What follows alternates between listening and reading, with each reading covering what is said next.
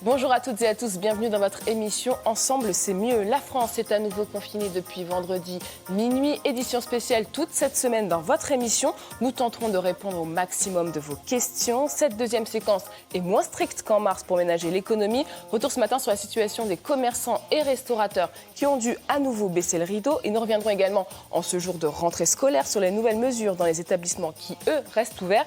Mais d'abord, on prend la direction ce matin de Guémené-sur-Scorff dans le Morbihan pour retrouver Evan. Salut Evan, tu es ce matin avec le maire qui a pris un arrêté très spécial en plein confinement. Exactement, Anne Fanté. Bonjour à vous à la maison, je suis ravi de vous retrouver. Malgré ce contexte un peu particulier, je peux vous garantir qu'on va tout faire pour vous envoyer de bonnes ondes, vous montrer les bonnes initiatives qu'ont les Bretons et les Bretonnes sur notre territoire pendant cette période si tourmentée.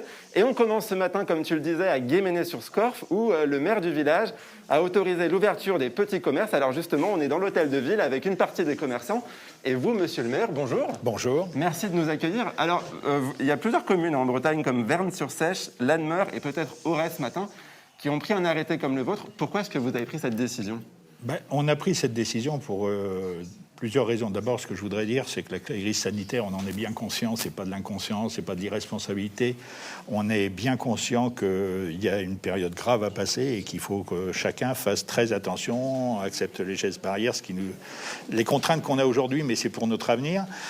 Mais là où on a trouvé que c'était un peu incohérent, c'est que par rapport aux risques courus, aux conditions, nos petits commerçants, moi je le constate depuis maintenant plusieurs mois, puisque ça fait plusieurs mois que on est dans cette crise, je vois que tout un chacun a essayé de mettre en place le maximum de ce qu'il pouvait faire en termes de gestes barrières, de respecter les distanciations, d'accueillir leurs clients, disons un par un, de ne pas avoir de foule. C'est 1100 habitants, ça représente combien de commerces ? Alors, on est à peine à 1100 habitants, on a une soixantaine de commerces sur la commune. Je souligne aussi qu'on a des commerces de proximité, des petits commerces, mais aussi des surfaces spécialisées et des grandes surfaces. On a un supermarché. Le but, c'est pas d'opposer les deux.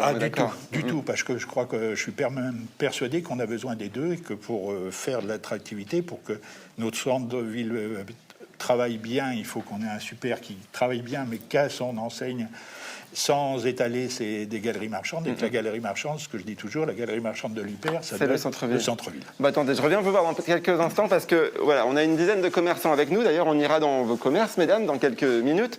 Mais je voulais aussi souligner la solidarité des restaurateurs et des bars du village, notamment vous, H. Je vous laisse le petit micro. Et je vous laisse nous dire pourquoi est-ce que vous êtes là. Vous êtes restaurateur, donc techniquement, vous avez le droit d'ouvrir encore un petit peu. Expliquez-nous pourquoi vous êtes là. Là, je suis en solidarité avec les autres commerçants de Guémené. Mettez le micro plus près. Oui, je suis là en solidarité avec les autres commerçants de Guémené, puisque je trouve injuste, comme disait le monsieur le maire, que Intermarché, ils ont le droit de travailler et vendent tous les produits que nos petits commerces vendent. Voilà. Après, moi, j'ai le droit de travailler avec des protocoles, mais je trouve que les autres commerçants, ils doivent avoir le droit de travailler aussi. Voilà. Bon super, merci d'avoir été là pour témoigner, on va continuer à en parler. Monsieur le maire, rapidement, on voit que le maire de Vannes, par exemple, lui s'oppose à la réouverture des commerces. Est-ce que vous comprenez ce genre de position ? Moi, je crois que tous les élus sont un peu dans la même situation. Aujourd'hui, on essaye de défendre. Alors, chacun le fait de manière différente. Moi, je dis pas que la solution que j'ai trouvée, c'est la panacée et que c'est la meilleure. J'aurais préféré ne pas avoir à le faire, pour tout vous dire. Oui. Le problème, c'est que je me suis dit, une petite commune de 1100 habitants, dans le centre-Bretagne, quels moyens on a pour se faire entendre ? Parce que aujourd'hui, c'est vrai qu'on entend souvent les grosses métropoles, les grosses villes, et nous, nos petits commerces, on est dans une dynamique, on est dans une démarche de redynamisation de centre-ville. Je le disais tout à l'heure. On va en reparler. Je suis désolé, on a encore toute la matinée pour en parler ensemble, mais on a bien compris le message que vous vouliez faire passer. Anne Fanté, est-ce que tes invités sur le plateau sont adeptes du télétravail ? Pas trop, parce qu'ils sont là ce matin avec moi. Allez, à tout à l'heure, Evan. En tout cas, si vous êtes à la maison adepte du télétravail, inscrivez bien 10h45 dans vos agendas, parce que vous avez rendez-vous avec nous tous les matins maintenant. Ça marche, on en reparlera tout à l'heure. Alors, tout au long du week-end, beaucoup de commerçants indépendants ont laissé éclater leur colère, notamment sur les réseaux sociaux. Comment survivre à ce nouveau coup dur? Tour d'horizon en chiffres et en images. On se fait un pot-au-feu ce soir? Ah ouais, je vais acheter la viande chez le boucher. Il faut soutenir les commerces du quartier avec ce nouveau confinement. Les Français sont attachés à leur commerce de proximité. En septembre dernier, ils étaient 69% à redouter leur disparition. Et dès la fin du premier confinement, dans un acte de soutien, un Français sur deux a privilégié ses commerces de quartier. Car pour le consommateur, le petit commerce incarne circuit court, produits frais et de saison et lien social. Mais coup dur, un second confinement oblige les commerces jugés non essentiels à fermer à nouveau. Les commerces alimentaires pourront rester ouverts, de même que les enseignes de bricolage, d'optique, d'informatique, les marchands de journaux, les blanchisseries teintureries ou encore par exemple les hôtels. Pour limiter les dégâts économiques, la livraison et le retrait de commandes resteront possibles.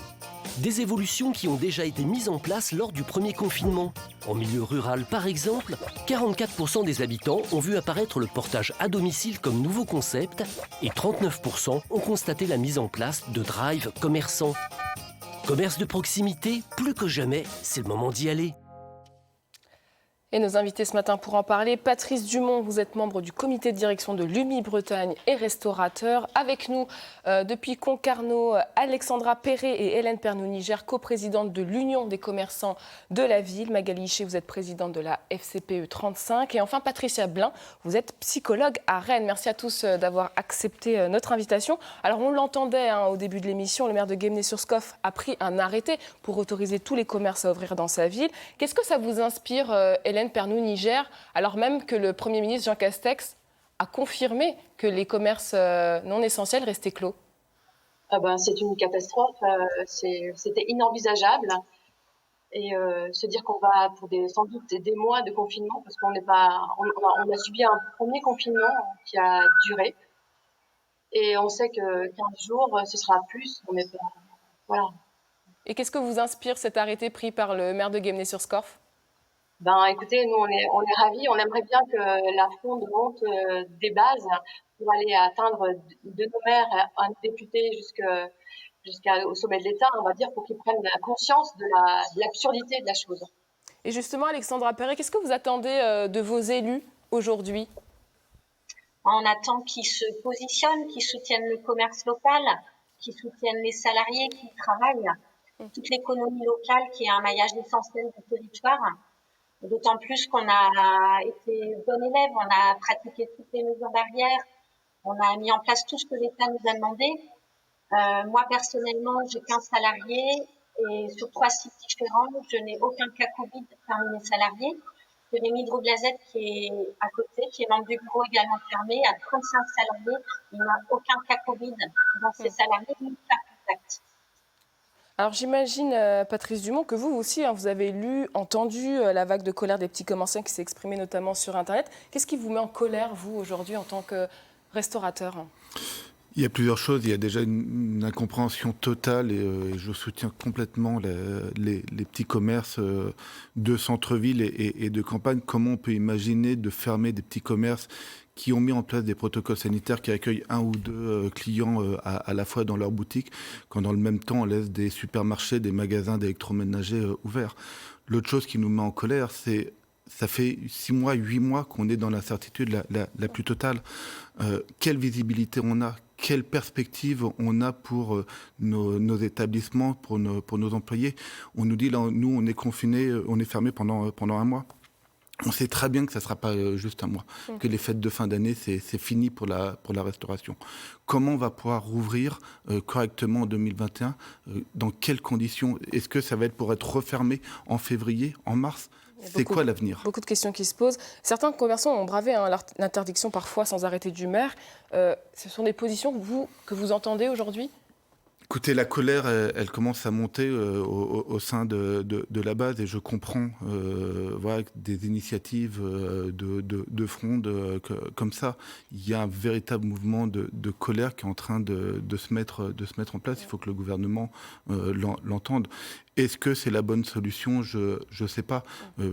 Par contre, je souligne l'initiative des maires qui prennent des arrêtés pour laisser les petits commerces ouvrir. Ça sera retoqué par les préfets. Il y a des chances. Mais au moins, il y a un soutien des collectivités. Alors, il y a cette question d'essentiel, non essentiel. Finalement, c'est quoi l'essentiel, Patricia Blin? Qu'est-ce que revêt finalement ce sens à tout à chacun? Oui, effectivement, c'est un mot qu'on entend beaucoup en ce moment, essentiel. Alors l'essentiel, là, pour l'instant, qui est sauvegardé, ce sont les besoins, on va dire, primaires, les besoins physiologiques. C'est ceux qu'on privilégie a priori. Tout ce mouvement, en fait, témoigne, je crois, que l'essentiel, en fait, n'est pas que ça. L'essentiel, c'est peut-être ce besoin de culture, ce besoin de se rencontrer, malgré tout. Ça ne veut pas dire, quand je dis ça, qu'il faille nier, effectivement, tous les protocoles sanitaires. C'est évidemment important. Mais ça invite quand même à se questionner sur ce qu'est l'essentiel. L'essentiel, effectivement, peut-être, on a besoin de s'élever, nous, en tant qu'humains. Voilà, une fois que les besoins primaires sont, c'est-à-dire se nourrir, se loger, voilà, quand ça, c'est déjà là, c'est acquis, on a besoin d'autre chose, et tant mieux, voilà, de se lever un peu de cette dignité-là, comme ça, humaine. Voilà, on a besoin de livres, on a besoin de se rencontrer, on a besoin de distraction aussi, voilà. Hélène Pernet-Niger, c'est un avis que vous partagez? Le commerce, c'est pas que vendre, finalement. Non, parce qu'on a beaucoup de liens sociaux avec nos clients. On est un des seuls endroits, je pense, au jour d'aujourd'hui, en grande surface, à la caissière, on ne peut pas échanger avec elle. Manger, c'est pareil, ça va tellement vite. Alors que là, moi, je passe 1 heure avec une cliente, et en 1 heure, vous faites du lien, et c'est des gens que vous trouvez depuis des années.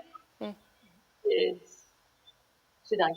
Alors j'aimerais qu'on revienne aussi sur l'expérience du premier confinement. Patrice Dumont, l'État avait déjà promis en juin des aides. Est-ce que vous avez pu en bénéficier à l'heure où on parle? Oui, on a pu bénéficier d'un certain nombre d'aides. Le problème, c'est que souvent, les annonces du 20h ne sont pas suivies dans les faits, dans les décrets. On va prendre quelques exemples.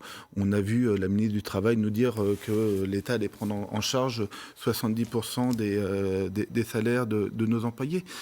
C'est vrai sur les 35 premières heures. Par contre, dans la restauration, nos employés font 39, 41 heures, 43 heures. Toutes ces heures supplémentaires ne sont pas prises en charge.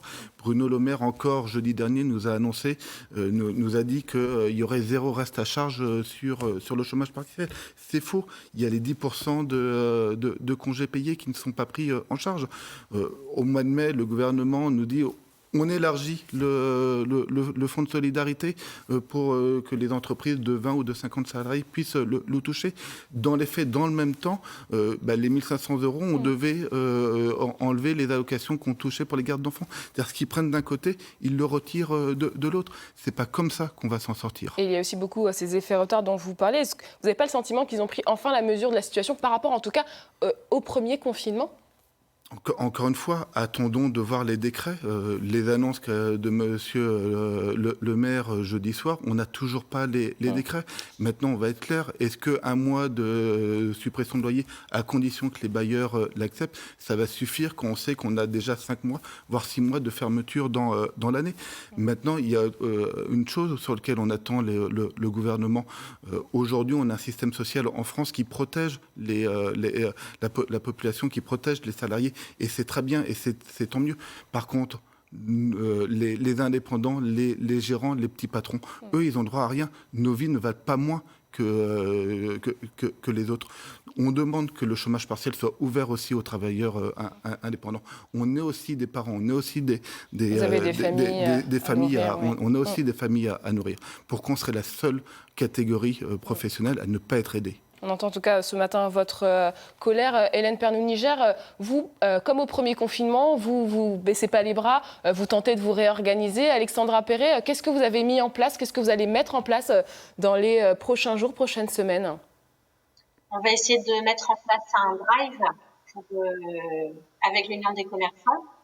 Mais ce n'est qu'une mesure temporaire, c'est un pansement, c'est une infime partie d'un chiffre d'affaires qui ne rattrapera jamais le chiffre d'affaires qu'on n'a pas fait pendant le premier confinement. Moi, je voudrais juste rappeler que les charges sociales ont été reportées, mais pas exonérées.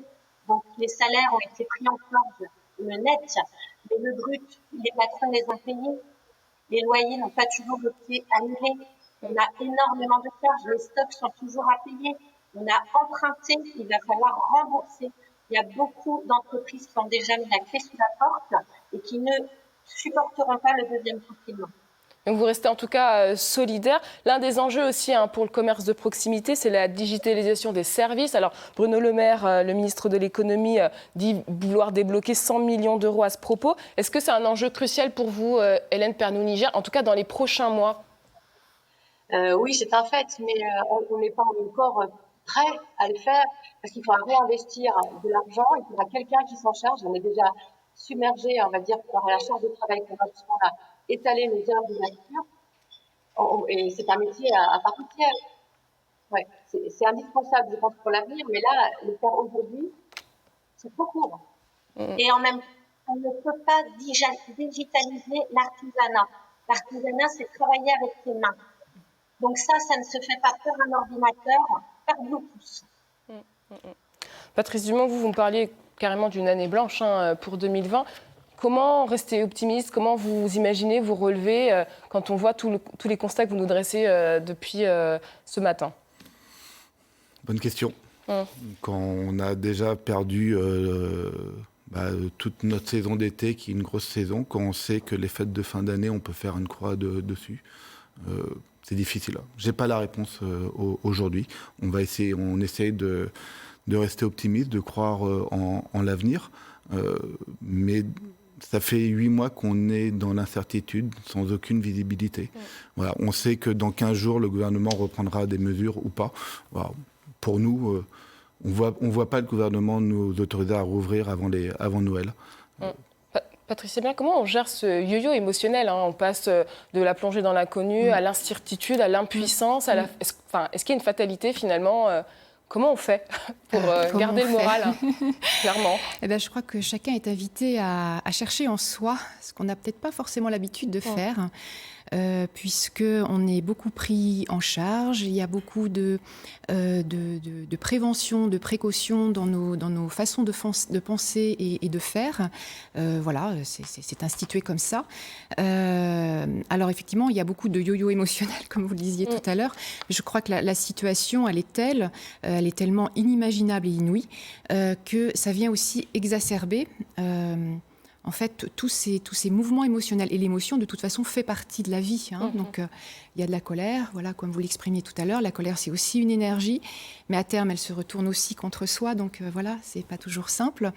Mais aussi, il peut y avoir des moments d'abattement, de tristesse, et puis tout d'un coup, voilà, il y a quelque chose qui se remet en route. Bon, voilà, il faut être aussi vigilant à soi, vraiment. Et je crois que c'est vraiment aller à la rencontre aussi. Je sais que c'est pas simple, parce qu'il faut un temps aussi pour entendre ça, mais d'aller chercher ces ressources aussi, quand même aussi en soi. Les ressources aussi, on peut parler de la solidarité. Je vous propose maintenant d'écouter cette question de Muriel. Je voulais savoir, par rapport à ce nouveau confinement, s'il existait des initiatives collectives, associatives ou municipales qui permettent de soutenir les commerces de proximité et surtout qui pourraient être mises en place partout en France parce que nos commerces ont besoin de soutien dans ces moments difficiles. Voilà, merci beaucoup. Hélène Pernou-Niger, comment nous, on peut vous aider en tant que citoyen dans les prochaines semaines à venir? Écoutez, je crois qu'il faut faire donc fonctionner la solidarité. Donc, en remettant nous déjà en place ce système de livraison à domicile en partenariat avec la mairie, on va déjà aller vers les clients. Et les clients nous attendent quelque peu, parce qu'on a eu beaucoup de messages de soutien par mail, par SMS, maintenant, on t'a aidé la première fois, on est d'accord de commencer. Donc c'est du pansement, comme dit Alexandra, un petit peu mystiquement, mais voilà, on va essayer, on reste optimiste, parce qu'on est déjà optimiste. Et en tout cas. Patrice Dumont, comment nous on peut vous soutenir, étant donné que maintenant les restaurants sont fermés pour la plupart? Qu'est-ce qu'on peut faire, nous, à notre petite échelle? Ce que vous pouvez faire, la plupart des restaurateurs essayent de mettre en place de la vente à emporter, de la livraison. C'est tout simple. Commandez chez vos restaurateurs de quartier. C'est le seul moyen aujourd'hui de les aider. Et après, il y a d'autres restaurateurs qui vont mettre en place d'autres initiatives, comme ça a été le cas pendant le premier confinement, il faut les soutenir. Il faut absolument, et je rejoins ce que disait la commerçante de Concarneau, il ne faut pas que le monde de demain soit le monde d'Amazon. Allez commander chez vos petits commerçants, chez vos libraires, chez vos fleuristes. N'achetez pas les jouets de Noël sur Amazon. Allez dans les petits magasins, dans vos petits magasins de quartier. C'est le seul moyen de nous aider. Patricia, bien comme au premier confinement, les actions solidaires, c'est un peu ce qui nous reste contre les gestes barrières, cette humanité. Oui, et là on voit un formidable élan et voilà, c'est formidable de voir justement cet élan de solidarité alors qu'on ne fait que entendre barrières, masques, bulles, enfin voilà, tous ces termes-là, les distances qui sont bien particulières. Alors évidemment, elles sont là à la fois pour nous protéger. C'est ça qui est un peu complexe aussi à comprendre. C'est à la fois pour nous protéger, mais en fait, ça ne protège de rien, parce qu'on a besoin vraiment, et là, je n'arrête pas d'entendre des témoignages qui vont dans ce sens, heureusement, voilà, parce que je crois qu'il ne faut pas oublier non plus cette notion d'élan vers l'autre, et puis ce qu'on oublie peut-être là, ce qu'on n'entend plus, c'est le plaisir quand même, voilà, aussi à quand même à se rencontrer, et puis à prendre soin des autres, voilà, effectivement, enfin, je réinsiste là-dessus, voilà, effectivement, eh bien, peut-être on aura moins de jouets à Noël, tant mieux, peut-être aussi, mais peut-être qu'on va privilégier, effectivement, eh bien, le petit commerce, en tout cas, il y a plein d'initiatives là qui arrivent, et vraiment, j'ai envie de dire, j'encourage ça. Merci beaucoup Hélène Pernou-Niger et Alexandra Perret d'être avec nous. Merci aussi à toutes vos collègues qui sont derrière, qui vous ont soutenu aussi dans cette émission.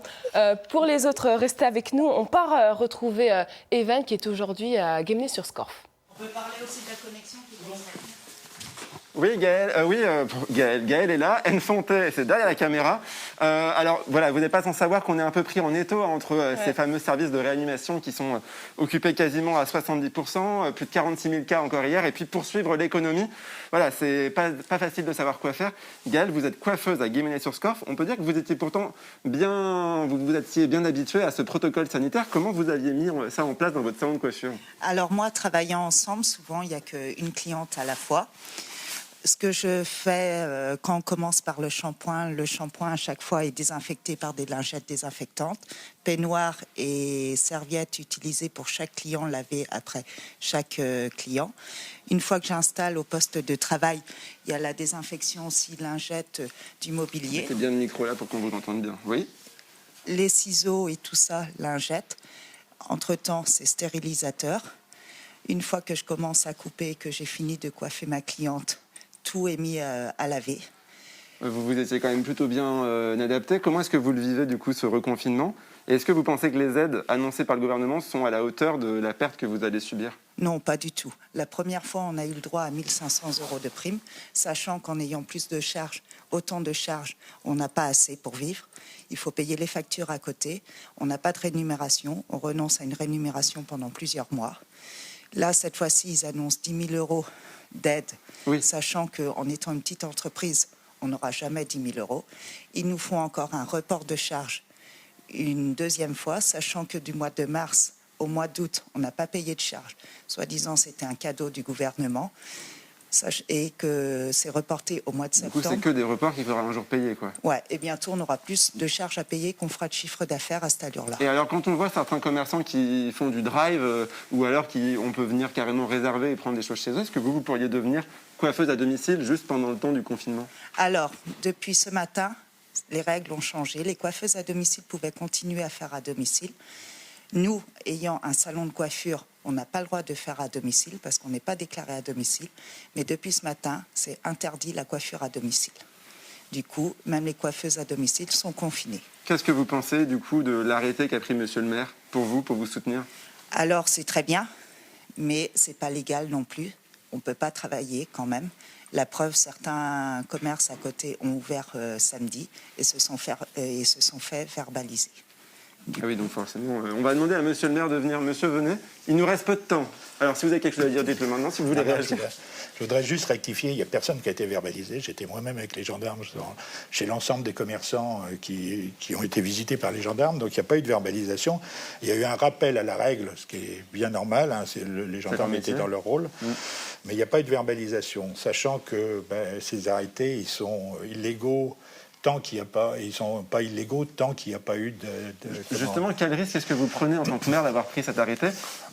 Réponse courte, s'il vous plaît. Alors, le risque, c'est que cet arrêté, il y a un référé au niveau du tribunal administratif fait par le préfet et qui casse l'arrêté et puis qui devienne donc... on ne va pas vous mettre à la prison des maires pour autant. Oh, je crois pas, non, je crois pas. Non, mais en plus, c'est fait dans un esprit de défense de l'économie locale, donc c'est pas fait pour de la rébellion ou de la désobéissance. C'est fait pour qu'on puisse se faire entendre, pour que nos petits commerces, des gens comme Gaël, mais il y en a plusieurs sur la commune, qui investissent. En plus, c'est pas des gens qui sont en location, qui ont investi, qui ont parié sur l'avenir, pour que ces gens-là puissent vivre normalement de leur travail. Donc c'est surtout ça. On va continuer à aller à la rencontre des commerçants. On a rendez-vous dans un magasin de chaussures. Je suis un peu déçu quand même parce que moi, un mois sans coiffeur, ça va pas le faire du tout. On peut peut-être s'arranger, non? Non. Ah non, tant pis. Allez, c'est à toi, une Fonte, j'aurais essayé au moins. Tout à l'heure, Evan. Et en ce lundi 2 novembre, plus de 600 000 Bretons ont repris le chemin des classes. Une nouvelle rentrée masquée en plein confinement. Le protocole sanitaire est à nouveau renforcé. Voyez ses explications. Tu la sens comment, cette rentrée des classes? Pas facile avec le masque à l'école primaire. Confinement, acte 2. Écoles, collèges et lycées restent ouverts, mais avec des mesures sanitaires renforcées dès aujourd'hui, jour de la rentrée des classes. Ces mesures correspondent au stade 2 du protocole élaboré après avis du Haut Conseil de santé publique et concernent 12 millions d'élèves. Objectif, éviter de priver durablement les enfants d'un accès à l'éducation et à une socialisation indispensable à leur équilibre. Et ne pas augmenter le nombre d'élèves décrocheurs, estimé à 500 000 après le premier confinement. Nouveauté majeure, le port du masque, déjà obligatoire pour tous au collège et au lycée, est étendu aux enfants de primaire dès l'âge de 6 ans, c'est-à-dire dès le CP. Pour tout le monde, il s'agit ensuite d'éviter au maximum le brassage des élèves.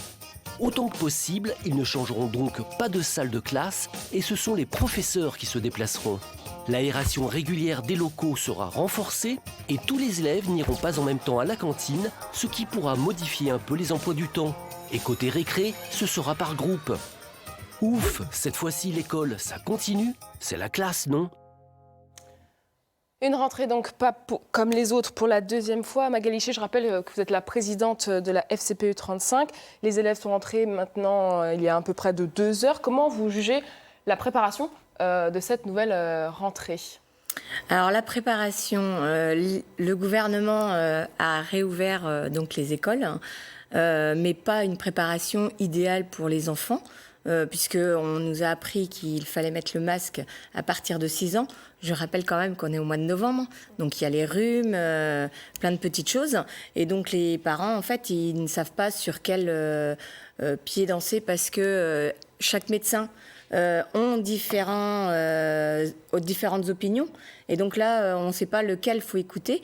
Et les enfants, 6 ans, c'est des tout petits. Comment apprendre aux enfants au niveau de la gestuelle et quand on parle, puisque c'est la première chose qu'ils voient, l'enfant, c'est leur maîtresse. Donc on ne voit plus la bouche. Et c'est hyper important pour eux aussi de pouvoir voir la maîtresse, comment elle parle, le mot qu'elle va dire et autres. Et donc là, je trouve que l'État aurait dû faire une commande de masques où il y a une petite fenêtre. Ouais, on va y revenir tout à l'heure. Ce matin, le ministre de l'Éducation, Jean-Michel Blanquer, s'était exprimé au micro de France Inter. Je le cite, « Aller à l'école n'est pas un risque sanitaire excessif par rapport au reste de la vie ». Quelle est votre réaction à cette déclaration ? On se pose la question parce qu'il met plein de choses en place et il dit que c'est pas excessif. Enfin, c'est incohérent avec ce qu'il dit. Donc c'est soit on dit c'est pas excessif, donc pourquoi mettre les masques ? Donc c'est là où les parents, il y en a certains qui vont dire alors pourquoi mettre les masques, et les autres ils vont dire oui c'est important. Oui mais alors faut que ça soit cohérent dans ce qu'on nous dit. Aujourd'hui il n'y a pas de cohérence. Et avez-vous le sentiment qu'on a tiré les enseignements du premier confinement et du déconfinement ? Alors pour certaines choses, oui. Il n'y a pas que du négatif dans ce que le gouvernement a fait. Et puis, j'aurais pas aimé non plus être à leur place parce que c'est des moments difficiles. Mais il faut que le gouvernement écoute un petit peu plus et travaille un peu plus avec leurs administrés, enfin les gens en fait, puisque c'est ce qui fait le gouvernement aujourd'hui. C'est quand même nous qui les avons élus, enfin pour certains.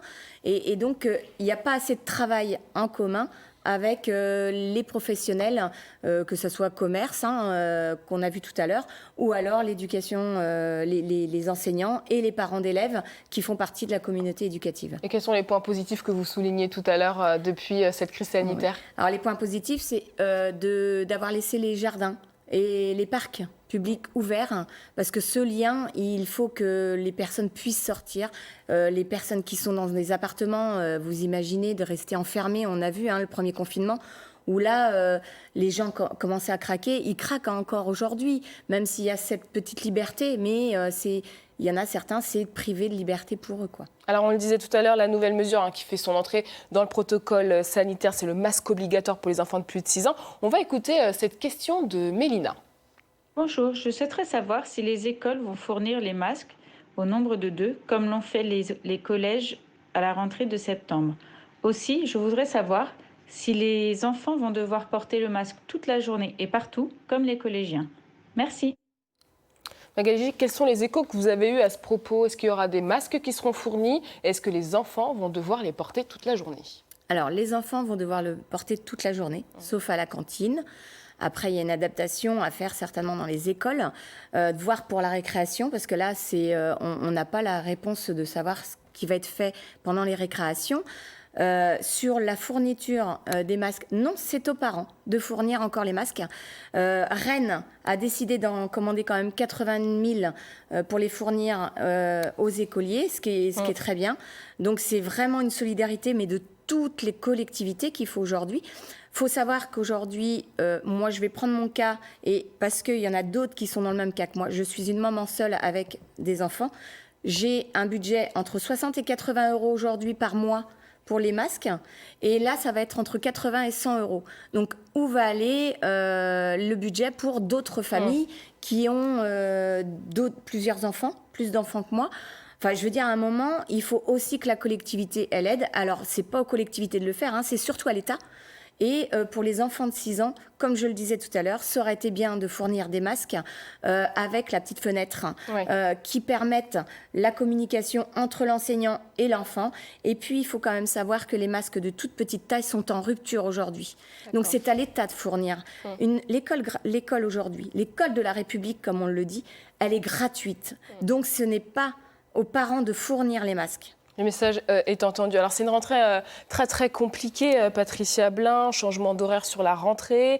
Il y a notamment aussi l'hommage qui doit être rendu à Samuel Paty, le professeur d'histoire-géographie assassiné il y a 15 jours. Le climat est vraiment anxiogène pour le coup. Comment peut-on accompagner nos enfants dans la verbalisation de ces événements qui jalonnent notre quotidien ? Alors, une communication la plus simple et la plus claire possible. Il n'y a pas de recette miracle. Après, chaque parent va trouver les mots aussi pour dire les choses. Je pense que parfois, ça passe par l'humour, par ce que les parents, la communication habituelle. Mais après, je pense qu'il faut dire aussi les choses telles qu'elles sont. Ce que demande un enfant, avant tout, au-delà de ce qu'on va lui dire, c'est la garantie de présence de son parent. Voilà, c'est ça qu'il attend surtout. Parce que parfois, on va noyer les enfants dans des explications qu'ils vont entendre, mais les explications, elles nous servent surtout à nous rassurer. Et les enfants, ils ont juste besoin de savoir l'authenticité des choses. Les enfants sont très lucides. Les enfants sont souvent dans la justesse, ce que nous ne savons plus tout à fait faire. Voilà, donc faisons confiance aussi à nos enfants. Ils vont se débrouiller. Voilà, les enfants s'adaptent. Enfin, je pense que vous le savez très bien. Vous partagez l'avis, j'imagine, de Patricia Blin, Magali Hichet. Rassurer sans édulcorer aussi la réalité, en fait. Oui, après, il ne faut pas qu'il y ait de... Voilà, faut pas qu'il y ait de tabou, en fait. C'est hyper important parce que l'enfant ressent, en fait. Mais l'important, c'est qu'aujourd'hui, c'est le message qu'on veut donner, nous, parents. C'est les parents ne sont pas inquiets puisqu'ils ont confiance dans leurs enseignants, dans les enseignants et dans les structures de l'école.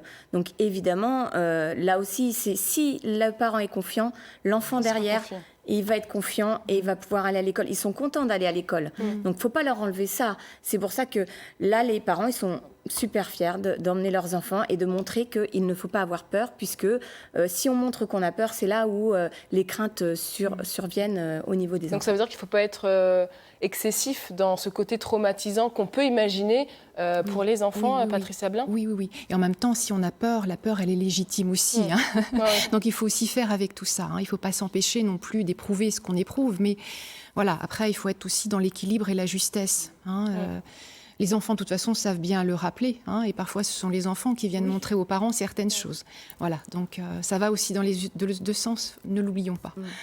Et sur cette question, est-ce que l'association des parents d'élèves peut accompagner les parents qui sont un peu démunis par rapport à l'accompagnement de leurs enfants ? Oui, on peut très bien les accompagner. On a eu beaucoup d'appels pendant les vacances.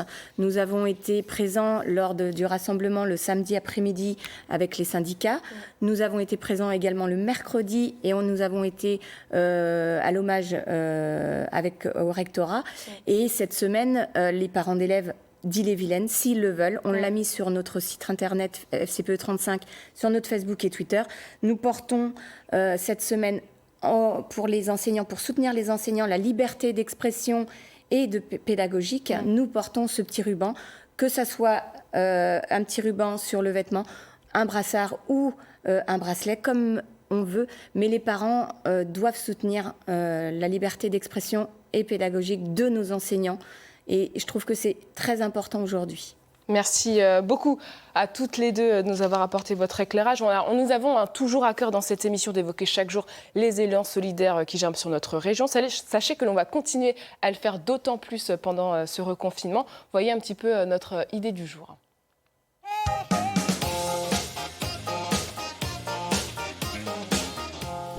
Ben t'es perché ou quoi? C'est quoi ce panier? C'est pour aider ceux qui n'ont pas de quoi manger. Si vous aussi vous voulez créer un élan panier suspendu pour les plus démunis dans votre ville, commencez par donner l'exemple. Remplissez un panier avec de la nourriture et des produits d'hygiène. Accrochez-le dans la rue avec ce mot d'ordre. Si tu peux, tu mets. Si tu peux pas, tu prends. Puis, postez votre initiative sur les réseaux sociaux. Convainquez vos amis et voisins d'en faire autant, d'autres vous imiteront. C'est comme ça que les paniers vont se multiplier. Samia a été à l'initiative de paniers suspendus dans sa ville. Ce qui m'a nourri moi personnellement, en fait, c'est cette forte mobilisation autour de cette action-là.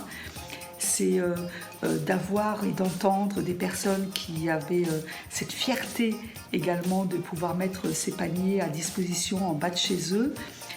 Recevoir également tous ces messages de personnes qui disaient moi j'ai mis par exemple des serviettes hygiéniques, j'ai mis des brioches, ceci, cela. Et c'est ça en fait, c'est de se retrouver ensemble et de se retrouver ensemble pour pouvoir faire auprès des personnes qui en ont le plus besoin. Voilà, vous avez le mode d'emploi pour créer un élan panier suspendu dans votre ville. De quoi faire grimper la solidarité. Voilà pour cette initiative. À vous de jouer maintenant. Allez, avant de se quitter, on part jeter un dernier coup d'œil à Guémené-sur-Scorff. C'est là que nous retrouvons Evan. Et oui, nous on est en pleine discussion, on vous écoute et puis on parle en même temps. On est dans la boutique de Catel à Guémené-sur-Scorff. Catel, vous faites partie des 60 commerçants de Guémené-sur-Scorff. C'est important quand même de dire qu'il y a autant de commerces, monsieur le maire, on en parlait justement. Comment vous vous sentez, vous, à l'annonce de ce reconfinement ? Démunie, j'étais abasourdie. Autant pour le premier, j'acceptais. Autant là, c'est compliqué. Ça va être très compliqué, je pense que... Et c'est que le début, je pense qu'on va être confiné encore une première fois. On va être reconfiné, ça va continuer, voilà. Donc, je pense Parce que pourtant, dans votre commerce, il est relativement spacieux. Et comme vous me disiez, il n'y a pas non plus full tout le temps. Donc au niveau des protocoles sanitaires, c'était facile à être respecté. C'est très rare qu'il y ait 3-4 personnes dans le magasin. Souvent, c'est 1-2 personnes. Voilà, il n'y a pas full dans la journée. Si j'ai 6 clients dans la journée, c'est vraiment le grand max. Donc je comprends pas. Est-ce que vous pourriez envisager de passer sur une version numérique, faire une boutique en ligne, vous aussi ? Je vais tenter, je vais essayer de le faire. Par contre, c'est quand même une clientèle âgée. Les gens n'achètent pas sur Internet. Il faut essayer pour trouver sa bonne chaussure. Il faut au moins essayer 5-6 paires avant de pouvoir. Donc c'est très très compliqué. Et en habillement, pareil. En habillement, il faut essayer.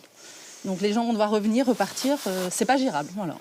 Monsieur le maire, déjà, je remarque, vu qu'on est dans un magasin de vêtements, que vous n'avez pas votre écharpe de maire. Non, mais je l'ai pas mis. Je l'ai pas mis pour le. On la trouve pas en boutique en tout cas. Non, et puis je suis pas là pour faire du. Moi, je suis là pour défendre les petits commerces, défendre l'économie de la commune. Qu'est-ce que ça vous inspire justement en tant que Catel? Je suis de l'empathie parce que forcément, ce que dit Catel, ce que disent plein d'autres commerçants, je le partage pleinement et j'en suis complètement conscient. Je sais que pour eux, c'est ce que je disais tout à l'heure en aparté.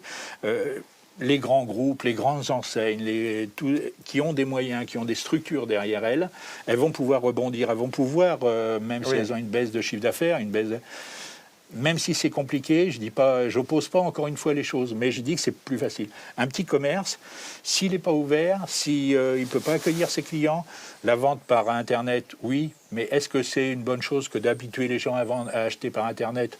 Pour l'avenir, ça j'en suis moins sûr. Et puis c'est du lien social aussi. Tout à fait. Là voilà. Ce ne sera pas du tout le même métier. Faire que de la vente par Internet, là les gens viennent nous voir, ils ont besoin de parler. Oui, il y a un certain lien social. Et vous, comment vous voyez l'avenir ? Je pense que ça va être compliqué. Et là, c'était la première fois. Autant pour le premier confinement, c'était pas le cas. Mais là, je suis en train de me poser la question de savoir comment rebondir et quitte même à réfléchir pour ne pas passer de commande pour l'hiver prochain. Et je vais laisser l'année prochaine s'écouler et je prendrai ma décision à ce moment-là. Il y a quelque chose que chacun peut faire déjà, c'est peut-être attendre un peu avant de se lancer dans une frénésie de consommation, en espérant que vous puissiez réouvrir très vite. Je le souhaite. Ouais. Garder nos besoins d'achat, nos besoins de cadeaux de Noël, par exemple, et puis se ruer chez vous dès que les commerces seront ouverts, toujours avec nos gestes barrières, bien sûr. Et c'est ça qui n'est pas logique non plus, c'est qu'on confine. Et on a eu le cas au mois de mai, quand ils sont revenus dans les magasins. Du coup, ils étaient beaucoup plus nombreux dans le magasin, alors que si on laisse ouvert, les gens, ils étalent leurs achats et ils reviennent pas avec 10 ou 15 personnes dans le magasin une fois qu'on est déconfiné. Bon, monsieur le maire, un mot de la fin peut-être rapidement. Le mot de la fin, moi je voudrais être un peu optimiste et de me dire que oui, on en a besoin. Phase-là, il en faut. Dire à nos concitoyens, à nos administrés qu'il faut privilégier les petits commerces. Il ne faut pas opposer, mais il faut faire vivre les petits commerces.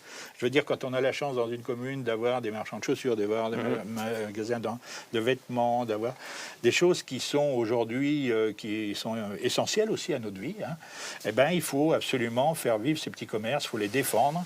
Et puis, comme ça, on aura une synergie entre les grands et les petits, et tout ira bien. Le message est passé. Merci, monsieur le maire. Merci, Catel. Voilà, vous savez ce qu'il vous reste à faire. Privilégier les circuits courts. On va les mettre à l'honneur dans toute l'émission pendant le mois qui suit. Voilà, c'est à toi, Infanté. Merci beaucoup, Evan. Et sachez que contrairement au premier confinement, les consultations des psychologues restent ouvertes. Le premier confinement, on ne pouvait pas recevoir nos patients habituels. Peu se sont saisis du téléphone pour le faire. Et là, on peut, et ça témoigne vraiment d'un besoin d'aller rencontrer l'autre, d'aller rencontrer celui à qui l'on parle. Ça, c'est important et j'insiste. Alors, soutenez vos petits commerces et si vous avez besoin d'une aide psychologique, les psychologues sont là pour vous. Demain, au programme d'Ensemble c'est mieux, confinement entre chômage et télétravail, quelles entreprises se sortiront de la crise? J'en profite pour faire un appel aux télétravailleurs. Justement, nouveau rendez-vous dans votre émission. À partir de demain, venez nous raconter votre expérience dans la Minute du télétravailleur. N'hésitez pas à nous contacter sur la page Facebook de France 3 Bretagne. Merci à tous d'avoir été avec nous. D'ici là, prenez soin de vous et de vos proches. À demain. Très belle journée sur France 3 Bretagne.